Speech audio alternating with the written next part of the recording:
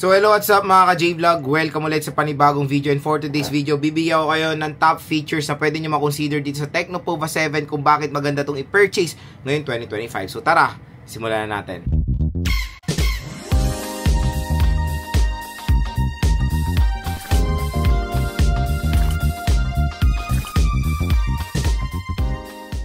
So yun mga ka-J-Vlog, for today's video, ito ang Tecno Pova 7. Bibigyan ko kayo ng top features nito since napakamura na lang nito sa online.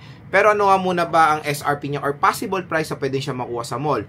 So sa mall mga J-Vlog, with the SRP of sa 8,000 pesos sa 8GB 256 nito and 7,000 pesos for the 8GB 128. Ang magandang balita kasi, yung 8GB 128 nito, there's a possibility na pwede nyo makuha ng 5,000 plus itong Tecno Pova 7 dito sa ating View Products. So pag clinic nyo itong View Products natin, mariredirect kayo sa official store ni Tecno sa online. At doon, meron pong ma-generate na special voucher up to 1,000 pesos. Bukod doon sa sale price niya, makakakuha pa kayo ng another discount via voucher dito sa ating YouTube video. Again, dito lang yan sa ating video. Kaya dito kayo bibili nitong Tecno Pova 7. Napakalayo ng kanyang price compare sa SRP. Pero usually, around 6,000 pesos pwede nyo makuha to below, or 6 to 5,000 pesos for the 8GB 128. 8GB 256 neto na around 8,000 pesos pwede nyo makuha ng 7,000 pesos lang itong si Tecno Pova 7. So again, napakamura lang. At ilang buwan na to sa pinsan ko, binigay ko kasi sa pinsan ko to kasi kailangan niya na parang panlaro niya. So yan, for today's video nga, bibigyan ko kayo ng top features nitong Tecno Pova 7. And again, itong smartphone na to, isa to sa pwede nyo makonsider na budget gaming device ngayon 2025 kasi syempre pag narinig nyo na yung meaning ng Pova, more naka-design talaga yan for gaming. And napaka-solid netong smartphone na to. Biruin mo yung 8GB 128, there's a possible pwede nyo makuha to ng below 6,000 pesos. Kaya ang dami nagkaka-interest dito sa Tecno Pova 7 today. At dito nga sa ating video, no worries mga ka-J-Vlog, bibigyan ko kayo ng reason or top 5 features nito. Baka ito na ang hinahanap nyong budget gaming smartphone ngayong 2025. So again, ulitin ko, kung interested kayo nito, napakamura na lang nito, especially ngayong bare months dito sa ating View Products. Ang ganda ng deal na pwede nyo makuha tong Tecno Pova 7. So pag-usapan natin yung processor nito, it is powered ng MediaTek Helio G100 Ultimate. So grabe, biruin mo makuha mo to ng 6,000, naka G100 na. Napakasulit po niyan.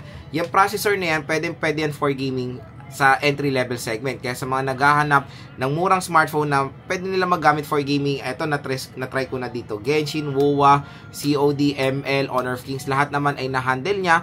Pero pagdating sa WoWa, nag-frame drop tayo from time to time, pero playable siya, hindi lang siya smooth. And even sa Genshin Impact, recommended settings doon ay lowest po.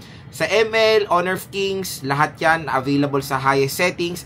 Sa COD, medium graphics lang available, hindi pa siya ganun ka-optimize. I don't know kung kailan magiging optimize ang COD sa mga MediaTek Helio smartphones. Kasi even G200, G100, G99, usually nasa medium graphics lang sila. Pero naka-high refresh rate naman tayo. So far, so good naman ang kanyang performance sa ganung settings. Na as long as nakaka-handle na nalalaro naman natin na mabuti, hindi na ako magreklamo kahit ganun lang yung settings niya. So pwede pang laro itong Tecno Pova 7 around 5 to 6,000 pesos. Napakasulit. Even yung kanyang RAM at ROM, plenty of RAM sa kanyang presyo. Usually sa ganyang price na 5,000, 6,000, 6GB, 4GB. Ito po, 8GB na. At yan na rin siguro ang topmost priority ng mga gamer consumers natin pag naghahanap sila ng smartphone na mura, at least 8GB of RAM. Kasi mas kailangan nila ng plenty of RAM, especially gaming ang focus sila. So maganda pong i-recommend itong Tecno Pova 7 sa mga budget consumers gamers natin. Maganda dito, solid yung camera. Hindi ako makapaniwala sa performance ng camera nito.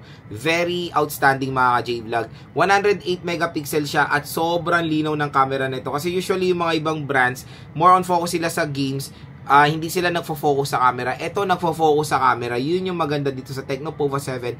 Napakalinaw ng camera. Especially meron siyang mga AI features na ino-offer din sa camera performance ng smartphone na to. And even yung Sky Shop, yun yung pinaka-favorite na feature ko sa mga Tecno smartphone, yung Sky Shop. Na kunyari, too pale yung scenery nyo when it comes sa sky. Pwedeng gamitan ng AI yan para gumanda. Pwede nyo paggabihin. Pwede nyo lagyan ng moon, aurora borealis. Marami pang iba. So, very aesthetic pag nagpi-picture na kayo ng mga scenery gamit ang SkyShot ng Tecno Pova 7. And even the front-facing camera of this smartphone, napakalino po mga ka-J-Vlog. When it comes to design, is more on focus talaga is futuristic design. Karamihan ng mga gamers, mas gusto nila yung mga ganito, yung mga mecha design, mga ganitong futuristic design, di ba? Okay na okay naman ang design niya. Very eye-catching, pero ma-feel nyo talaga ang bigat ng Tecno Pova 7. Since ito ay powered ng 7,000 mAh na removable battery capacity with 45 watt fast charging. So, mabilis din naman mag-charge dito sa smartphone na to. Pero, yun, medyo may kabigatan siya. At parang, pag tinatap nyo ganyan, parang may spring akong na-feel na vibration. Ayan, no? I don't know saan galing yan. Parang may spring type siya dito sa loob. Pero yon, hindi po siya slim ha. Expect nyo na yan at medyo may kabigatan po siya for a smartphone. Again, iba naman na 7K. Usually, may magagana naman na 7K mAh battery like yung mga Poco smartphones. Nga lang, pag maglalaro kayo dito, especially with the case, baka mangawit kayo pang matagalan dito sa Tecno Pova 7 kasi malaki battery niya at medyo mabigat siya. Pero the battery performance itself, perfect na perfect yan eterno sa gaming, di ba? Karamihan din ng mga consumers natin naghahanap ng makunat na battery pag naglalaro. Hindi lang pag naglalaro, pang trabaho rin. Maganda pong i-recommend ito dahil napakakunat ng battery, napakalaki ng display, perfect na perfect as a navigating tool sa mga consumers natin na ang main priority nila is battery. Or ginagamit sa work like delivery riders, motor taxi riders natin, 'di ba? Pag kunyari, wala kayong booking, maglaro kayo dito, 'di ba? May pang navigating tool na kayo, meron pa kayong pang laro na smartphone. All-in-one na itong Tecno Pova 7 para sa inyo. Kunyari, nagtitake kayo ng mga parcels, 'di ba? Malinaw din yung camera niya, 'di ba? So all-in or lahat all-rounder na kumbaga itong smartphone na to. And when it comes sa design, triangular shape camera module siya na very identical din sa mga Honor smartphones din. And sinasabi nila dun sa Fairphone. Yung Fairphone nakita ko na yan pero hindi pa ako nakakapag-try niyan. So, let's hope maka-unbox din tayo ng ganyang smartphone yung mga hindi ganun kakilalang brands.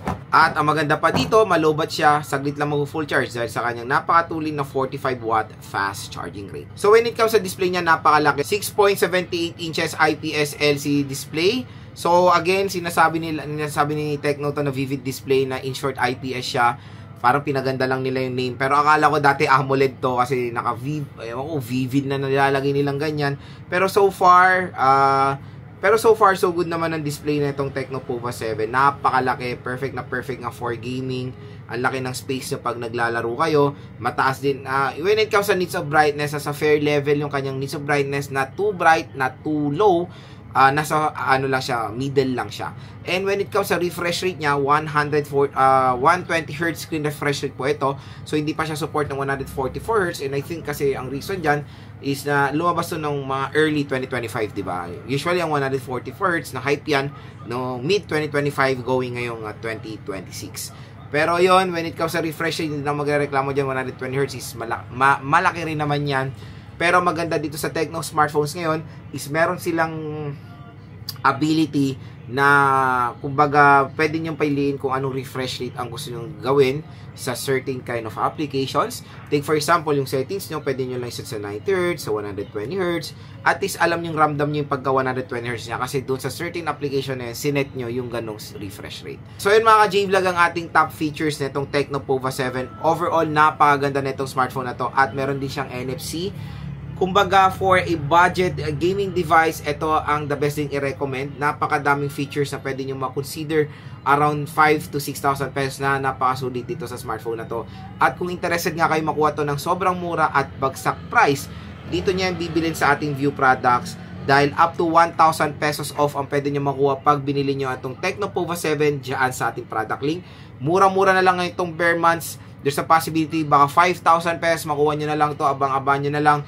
Pero ngayon, kung interested kayo, lalo na malapit ng payday sale or mapanood nyo to sa mga ilang months pa, hindi po nag-expire yung voucher natin. Nandyan pa rin yan para sa inyo. I-click nyo na yan at bilhin nyo na tong Tecno Pova 7 dahil ito ay isang magandang i-recommend din sa inyo kung naghanap kayo ng napakamurang smartphone na pwede pang gaming, pwede pang photography, pwedeng gamitin for work, napakakunat ng battery at napakalaki ng display quality.